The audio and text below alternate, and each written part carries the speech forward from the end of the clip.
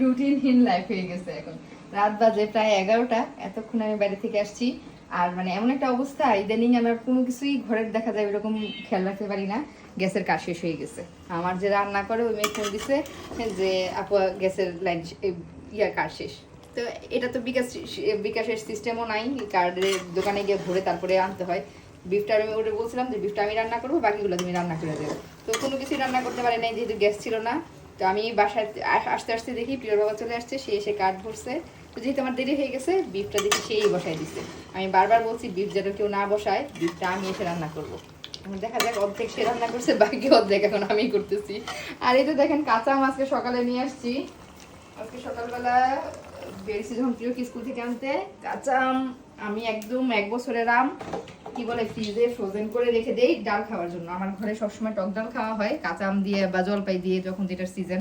আপনারা কি এখনো ফ্রিজে আম রাখা শুরু করছেন? আমার বলছে এগুলো দেশি আম, দেশি আম কত বড় হয়, আমি তো খেয়ালই করি না, এই আমগুলো দেখছি আমি। এগুলো চিনিও না একটা ধরে দেয়।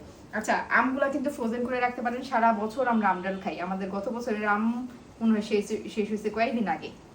এই আমগুলা ছিলে একদম পিস পিস করে ধুয়ে পানি ঝরায় আমি বক্সে বক্সে করে রেখে দিই, বা পলি ব্যাগে করেও রাখতে পারেন। জাস্ট নামায় 4-5টা পিস দিলেই কিন্তু একদম মানে সারা বছর এইভাবে আপনি আমডাল খেতে পারবেন।